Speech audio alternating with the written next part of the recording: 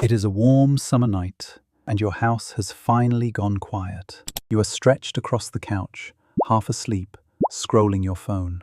Nothing in the world needs you right now. Then, thud, something large strikes the window screen and clings there. You look up. 6 impossibly long legs, a body far too big to be any mosquito, and a way of moving that looks like pure blind panic. You do not stop to identify it. Your hand is already hunting for a weapon. A rolled magazine, a flip-flop, the can of spray on the shelf. That instinct is completely understandable. But before you swing, give me 1 second. Because the giant insect at your window is one of the gentlest creatures alive. It does not want your blood. It does not want to bite you. It has no interest in you whatsoever. And many of them cannot even eat at all. That last part sounds impossible, I know. A flying insect with no working mouth, no way to feed itself. By the end of this, it will be the reason you let the next one go. Most people never even learn its real name. They just call it the giant mosquito. And that nickname is the first lie, because almost everything you believe about it is wrong. Its real name is the crane fly. So let us start where the fear starts, the size. It can look 10 times the size of a normal mosquito. Its legs seem to stretch on forever, thin as threads. To a tired brain at night, that size reads as danger, instantly. And when it bounces around your ceiling, it stops looking like an insect at all. It looks more like a glitch in the room. Then it tries to fly, and the whole thing gets worse. A mosquito moves with quiet, horrible precision. A crane fly moves like it just woke from surgery. It hits the wall, it hits the lamp, and then, inevitably, it hits you, right in the face. Your brain does not pause to study it. Your brain just says, no. And honestly, that reaction is fair. From a distance, it looks like the creature evolution would build right before launching a new disease. But here is the part almost nobody tells you. Get close, and the entire horror story falls apart. There is no needle. There is no blood-sucking tube. There is no fang, no stinger, no weapon of any kind. There is simply nothing there to hurt you with. So much for the giant mosquito. The few adults that feed take nothing more than a sip, a little flower nectar, or a drop of dew, just enough to keep flying. Some even carry a little pollen from bloom to bloom as they go. The fearsome giant at your window is, at worst, a gentle visitor of flowers. And it gets stranger than that. Many adult crane flies barely eat at all during their adult lives. That sounds impossible until you learn what their adult life is for. Long ago, crane flies struck a brutal evolutionary bargain. By the time the adult emerges, its mouth parts are shrunken and nearly useless. Its digestive system is stripped down to almost nothing. Every scrap of energy it has left is aimed at one purpose: finding a mate. That clumsy giant circling your light is not a hunter. It is a flying battery, running on fuel it's stored as a larva. And that battery is nearly empty. It cannot refill. Every wing beat spends energy it can never get back. Because the moment a crane fly becomes an adult, a countdown begins. Most adults live only a few days. A lucky few stretch it to a week or 2. That is all the time they will ever get. No second season, no quiet retirement, just a few short nights under the porch light. So picture living your whole adult life with the clock running out. Every hour matters. Every missed chance is gone for good. Suddenly, that frantic, crashing flight makes a different kind of sense. Why does it keep slamming into things? Because it is desperate. It is racing the clock, chasing light, chasing instinct. It is trying to finish its one task before the time runs out. So when you sprint across the room with a swatter raised, you are not battling a monster. You are chasing an exhausted little creature trying to fall in love before it dies. Which is somehow both very funny and a little heartbreaking. Think about what that means for a second. It will never taste food again. It has a handful of nights to find one mate, and then it is over. Everything it does in your living room is part of that last frantic search. The light it keeps circling is not a target. It is a mistake, a moth-like pull it cannot fight. And here is a detail that makes its terrible flying even more absurd. Like every true fly, it has a hidden pair of tiny organs behind its wings. They are called holters, and they work as built-in gyroscopes. Their job is to keep the insect balanced and steady in the air. So this creature is flying with its own stabilizers switched on, and it still cannot steer to save its life. Imagine a jet with a full guidance computer, piloted by someone half asleep. That is the crane fly, every single night. There is one more thing worth knowing about those long legs. They are designed to break off. Brush a crane fly, or watch one struggle in a web, and a leg pops free. The predator is left holding a single twitching leg, while the insect tumbles away. That is why so many you see are already missing a leg or two. It costs the crane fly almost nothing to lose one. That fragile, falling apart look is not weakness. It is a survival trick, hiding in plain sight. Now here is where a second myth shows up, and it deserves to die too. Maybe you have heard it. Do not kill it.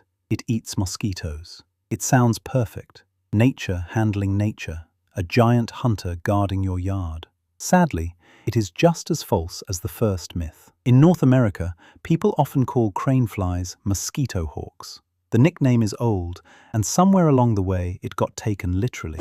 People assumed it meant the insect hunted mosquitoes. It does not. Remember those shrunken mouth parts? An insect that can barely feed itself is not out stalking prey. What would it even do? Frighten the mosquitoes away?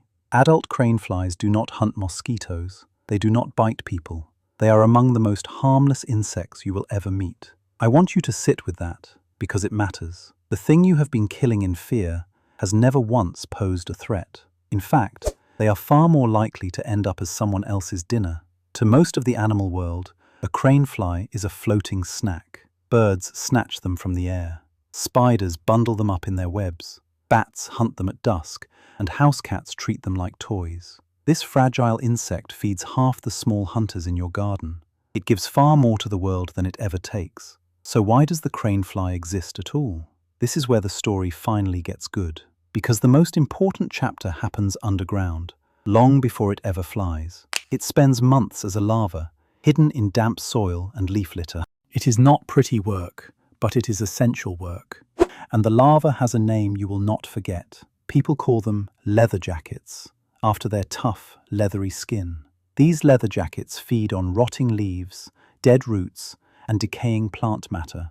And while they eat, they quietly do two jobs your garden depends on. First, they speed up decay. Nutrients flow back into the soil, and your plants drink them up. Second, they loosen the ground as they tunnel. Tiny channels let water and air sink deeper into the earth. Gardeners pay good money for machines that do exactly this. The leather jackets do it for free, all season long, without a sound. In huge numbers, they can nibble living grass roots too, which thins some lawns. But there is a bigger reason they matter. Those fat little grubs are a feast for birds. Robins and starlings probe the lawn to pull them out. In spring, whole broods of chicks are raised on leather jackets. Some bird populations rise and fall with the crane fly's numbers. A poor year for these grubs can mean fewer songbirds the next. So the crane fly feeds the garden twice over, below the ground and above it. In a balanced garden, they are simply part of the crew that keeps your soil alive. So before it becomes the world's clumsiest pilot, it spends months as a soil engineer. The healthy plants in your yard may owe it more than you guessed. Then, after all those months, it finally changes. The grub works its way up toward the surface. A new adult pulls itself free and unfolds its long, crumpled wings. They stiffen in the cool night air, and the great countdown begins. Everything it did in the dark was preparation for a few short nights of light. The clumsy flyer at your window is the very last chapter of a long, quiet life. And here is a strange little twist that ties the whole story together. In parts of the world, people do not call this a crane fly at all. They call it a daddy longlegs, which means that nickname now belongs to three completely different creatures: a harmless garden harvestman, a gentle indoor spider, and this exhausted, mouthless flyer at your window. One name, three innocent animals, all feared for no good reason. The name did more damage than any of the animals ever could. The crane fly is also far older than it looks. Its family has drifted through the air for well over 200 million years. It shared the sky with dinosaurs and simply kept going. It is one of the largest families of flies on the planet, with many thousands of species.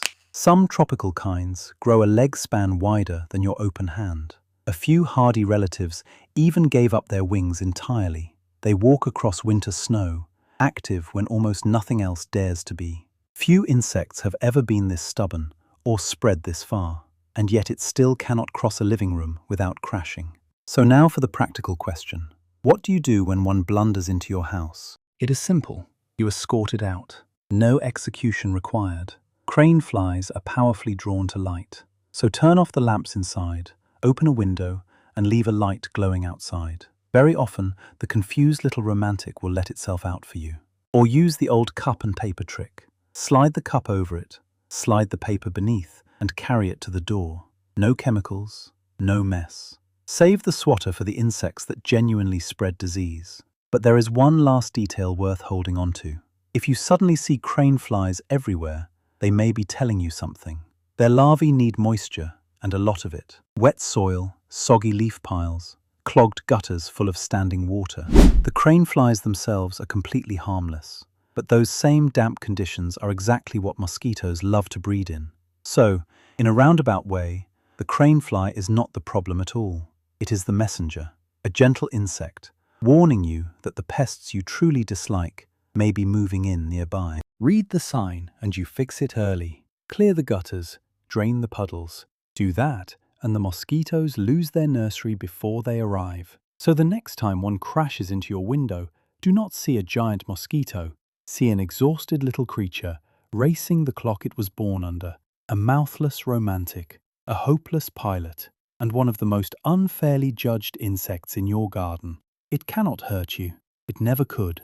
It is just trying to finish its story before the lights go out. And if one silly nickname can make you fear 3 harmless creatures at once, it makes you wonder, how many other things outside your window have you been taught to fear for no reason? We will chase that answer down in the next one. This has been Garden Guardians, helping you see the small lives around you a little more clearly.